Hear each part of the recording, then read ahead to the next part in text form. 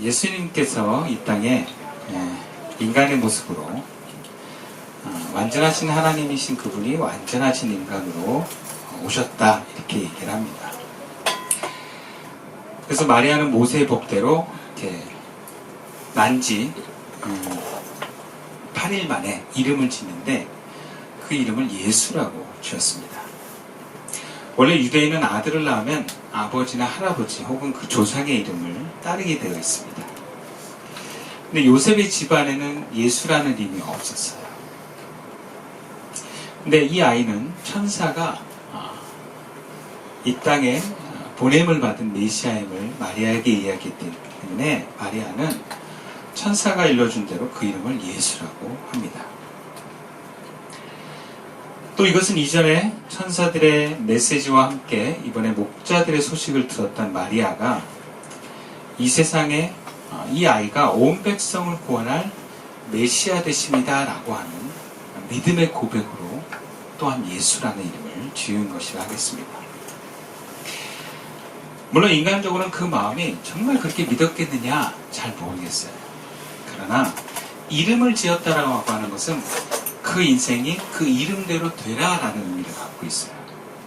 이름이라고 하는 것은 그 인생이고 사명이기도 합니다.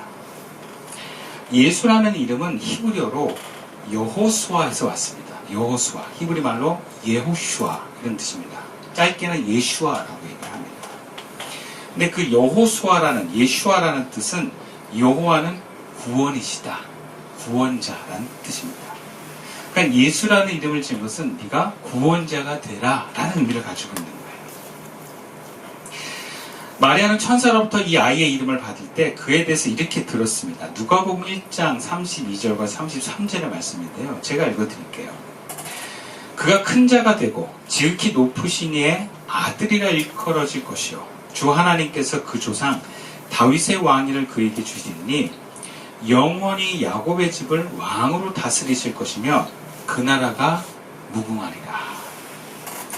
그러니까 예수아가 그냥 구원자가 아니라 아주 큰 자, 인류를 구원할 큰 자로서의 의미를 갖고 있는 예수아입니다. 마리아가 천사가 말한 대로 이름을 그렇게 지은 것은 천사가 전한 그 말씀을 마리아가 믿었다라는 것입니다. 그리고 믿음은 이렇게 행동할 때 그 믿음이 믿음으로 증거됩니다. 그러니까 믿음은요, 행한 만큼만 믿음이에요. 믿어! 근데 움직이지 않잖아요. 그건 사실 믿는 게 아닙니다. 그래서 신앙에는 믿음이 중요하고 믿음에 따른 선택과 행동이 중요합니다. 그러니까 여러분들이 이렇게 주일날 귀한 시간에 이곳에 와서 예배를 드리는 것 자체가 믿음의 행동이에요. 그러니까 믿음 없이는 하나님께 나올 수가 없습니다. 그리고 그 믿음을 하나님은 귀하게 여기시고 기뻐하십니다. 아브라함도 믿음으로 의롭다함을 여겼다고 했어요. 그렇다면 성경에서 우리를 향한 하나님께서 강조하신, 말씀하신 그 믿음의 내용은 무엇이겠습니까? 어떻게 하면 믿음이라는 게 보이지 않기 때문에 우리가 함부로 정의할 수 없는 영역일 수도 있습니다. 본문의 마리아의 행동을 보면 어떻게 말도 안 되는 허무맹랑한 일들에 대한 것들을 직접적으로 내가 선택하고 행동했을 때 이것이 믿음이다, 마리아의 믿음이라고 얘기할 수 있는 거예요. 마리아 입장에서 어느 날 갑자기 남자랑 잠자리를 한 번도 해본 적이 없는데 임신을 한 거예요. 얼마나 황당했습니까? 처음에는 겁배 부르나? 이러고 시작했을 거예요. 근데 갑자기 막 구역질을 하고 흙뜻을 하고 배가 계속 나오면서 굉장히 놀랬을 거예요. 근데 천사가 나타나서 네 뱃속에 있는 아이가 다윗의 왕위를 잇는 하나님 나라를 세울 영원한 왕이다. 이 메시아라는 얘기거든요. 이스라엘이 그토록 기다렸던, 예언자들이 얘기했던 그 하나님이 보내신 메시아라는 것입니다. 그리고 그 이름을 예수라고 이름을 짓는 것. 그럼 그게 천사를 만나서 그 얘기를 들었지만 그게 정말 믿어지느냐 안 믿어지느냐는 그건 마리아의 또 선택이기도 합니다. 왜냐하면 사람들은 다 보았다고, 다 들었다고, 다 믿는 것은 아니에요. 천사를 만났다고 다 그 말에 반응하면서 움직이는 것이 아닙니다. 애굽의 바로왕은 믿을 수 없는 하나님의 기적을 봤음에도 완고하여서 이스라엘 백성들을 보내지 않았습니다. 예수님의 제자 가룟유다는 3년 동안 예수님의 기적을 다 관찰했는데 예수님을 메시아로 믿지 않았어요. 크리스천 투데이라는 신문을 보면 한국의 개신교인의 수가 얼마나 되냐 했을 때 약 20%, 1,000만 명에 해당한다고 합니다. 2024년에 조사한 거래요. 근데 좀 진보적인 신문인 뉴스 엔조이라는 데서는 약 826만 명이라고 합니다. 근데 그렇다면 한국에 교회 다니는 약 800만 명의 교인들이 다 예수를 믿고 따르는가? 여러분, 그럼 다시 한번 질문하면 예수를 믿는다는 것은 무엇이겠습니까? 예수님이 나를 포함하여 세상을 구원하시고 거룩하신 하나님의 아들이심을 내가 믿고 그분을 따르는 것을 내가 예수를 믿는다라고 말할 수 있습니다. 핵심은 구원의 확신과 순종에 있습니다. 그래서 예수 믿는 사람은 그분의 말씀에 순종하는 것에서 믿음의 삶을 시작합니다. 그러면서 이어서 나타나게 되는 삶의 현상이 바로 성령의 임재입니다. 단순히 교회를 다닌다고 성령이 임하는 것은 아닙니다. 구원의 확신이 있고, 다시 말해서 하나님이 나에게 오셨다라고 하는 확신과 함께 하나님이 나에게 주신 그 말씀과 뜻을 내가 순종하며 살겠다라고 할 때 성령이 우리에게 오십니다. 예수의 영이신 그 하나님이 우리에게 오시는 것이 바로 성령이 오는 거예요. 이러한 모습이 오늘 본문에 나오는 시므온의 모습이라고 할 수 있습니다. 본문에서는 마리아와 요셉이 정결 예식의 날이 차면서 아이를 데리고 예루살렘으로 올라갑니다. 이것은 마리아가 아이를 낳고 부정한 기간을 지나서 정결례를 행할 날을 가리킵니다. 레위기 12장에 보면 남자가 아이를 낳은 산모는 40일 동안 부정하여서 여자아이는 80일이라고 하는데 사람을 접촉하지 못하게 합니다. 아마 이것은 산모를 보호하기 위한 법이었을 거다라고 봅니다. 근데 그러니까 예수가 태어난 지 한 40일 정도가 지나서 이 아기 예수님을 데리고 예루살렘으로 올라간 거예요. 율법을 지키기 위해서. 그만큼 마리아와 요셉은 율법을 잘 지키는 사람이었어요. 무슨 말입니까? 하나님을 경외하고 하나님의 말씀대로 살려고 하는 사람이었다라는 거죠. 그래서 마리아는 자신의 정결례를 행하고 동시에 예수님을 하나님께 바치는 헌신례를 행하기 위해서 그렇게 예루살렘으로 올라갔습니다. 근데 여기서 시므온이라는 사람을 만납니다. 예루살렘의 시므온이라는 사람이 어떤 사람인가 성경은 이렇게 소개합니다. 25절 말씀이에요. 예루살렘에 시므온이라는 사람이 있으니 이 사람은 의롭고 경건하여 이스라엘의 위로를 기다리는 자라. 성령이 그 위에 계시더라. 시므온은 첫째 의롭고 경건했다 이렇게 소개합니다. 여러분, 의롭다라는 것은 그 당시에 하나님과의 관계에서 율법에 충실하게 했다. 율법을 충실하게 지킨 사람은 의로운 사람이다라고 얘기를 합니다. 그리고 경건하다라는 것은 하나님을 두려워해서 하나님을 향해서 경외하는 마음을 갖고 있는 사람을 경건하다라고 얘기했어요. 그리고 나서 시므온은 뭐라고 합니까? 두 번째, 이스라엘의 위로를 기다리는 자다 그래요. 이것은 메시아의 오심에서 오는 위로를 가리킵니다. 그러니까 메시아가 오셔서 이스라엘을 고통으로부터 해방시키게 되어 있는 그 말씀을 기대하고 그분이 오시기를 기다리는 사람이었다라는 거죠. 단순히 자기 만족, 어떤 자기의 행복을 위한 기다림이 아니라 하나님의 말씀인 예언서에 기록된 대로 이스라엘 민족 전체가 위로받고 그 이스라엘 민족으로 말미암아 온 인류가 고통으로부터 구원받기를 기다리는 사람이었다라는 것이죠. 그리고 세 번째 시몬에 대해서 이렇게 묘사합니다. 성령이 그 위에 계시더라. 여러분, 성령은 예수님이 부활 승천하신 이후에 오는 것이 아니었습니다. 이미 성령은 구약에서부터 하나님의 사람들에게 역사했다라고 볼 수 있어요. 그리고 본문의 시므온에게도 성령이 그 외에 계셨다는 것은 시므온이 평소에도 하나님과의 영적인 교제를 하고 있었음을, 그 성령님 안에서 살고 있다는 것을 보여줍니다. 이것은 한꺼번에 경험되기도 하지만 주로 순서대로 경험되는 성숙해져가는 신앙인의 과정입니다.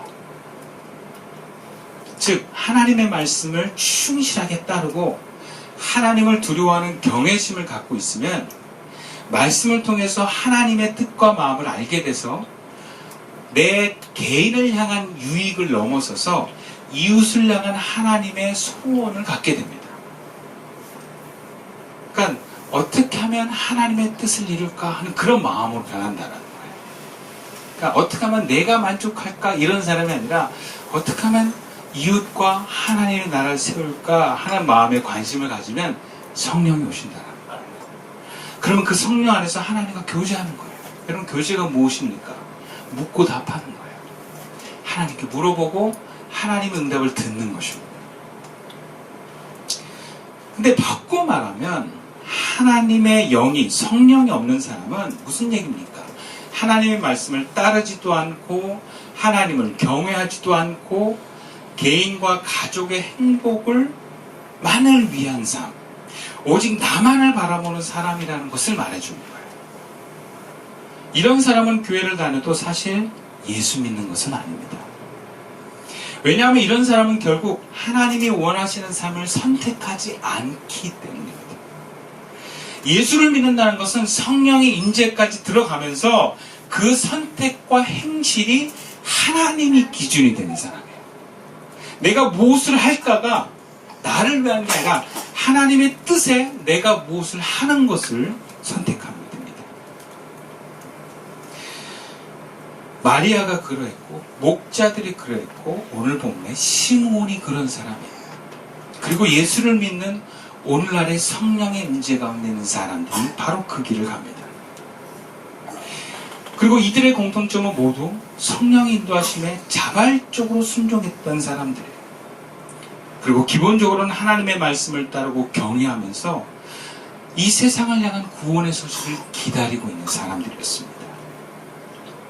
근데 어떤 사람이 이렇게 얘기할 수 있어요. 세상을 향한 구원의 소식을 어떻게 우리가 기다릴 수 있겠는가? 이런 질문을 할 수 있습니다. 특별히 우리 한국 사회의 청소년들을 보면 세상의 구원에는 1도 관심 없어요. 무엇에 관심 있습니까? 대부분 성적 잘 받아서 대학 가는 데 관심이 있어요. 거의 대부분 그렇다는 거예요, 학생들. 대부분 다른 사람의 구원과 인류의 어떤 행복에 관심이 없대요. 내가 어떻게 행복할까? 내가 어떻게 위협받지 않을까에만 꽂혀 있어요. 그러면 성경의 이 인물들은 도대체 시므온이라는 사람을 포함해서 이스라엘 사람들 중에 메시아를 기다리는 사람은 어떻게 그렇게 기다릴 수 있었을까? 그것은요, 성경을 보기 때문에 그런 거예요. 하나님은 성경을 통해서, 특히 예언서를 통해서 메시아가 올 것이다 라고 얘기합니다. 그리고 그 하나님이 그 세우시는 하나님 나라를 통해서 그 이스라엘의 새로운 하나님의 나라를 통해서 온 인류가 구원을 받는 얘기가 있어요. 그게 이사야, 에레미야, 에스겔에 기록되는데 특히 에스겔에 그 내용이 많이 기록되어 있어요. 그러니까 이 예언은요, 성경을 보면 알 수 있어요. 즉 하나님의 말씀을 충분히 읽고 말씀을 믿고 그 말씀대로 따르면 나를 넘어서서 인류와 세상을 구원할 메시아에 대한 마음이 생기는 거예요. 그러니까 유대인들은 단순히 그들이 억압과 고통 가운데 살았기 때문에 구원을 기다리는 것이 아니라 그들이 어려서부터 하나님의 말씀을 읽고 듣고 배우게 됨으로 인해서 그들은 자연스럽게 기다리는 거예요. 그들의 삶의 터에는 항상 회당이 있었고 그들은 그 회당 안에서 하나님의 말씀을 배우며 들으며 자라왔습니다. 그리고 무엇보다 어른들부터가 그 말씀에 진지했어요. 자녀들은 부모의 신앙을 많이 배웁니다. 부모가 신앙을 진지하게 생각하면 그 어려서부터 그 말씀을 배우는 사람도 진지하게 따라요. 저는 어렸을 때 할머니한테 성경 공부를 많이 배웠거든요. 저희 할머니는 하나님의 말씀을 이렇게 저한테 가르쳐 줄 때 정말 그 진심으로 저한테 가르치더라고요. 예수님을 자기가 얼마나 사랑하는지.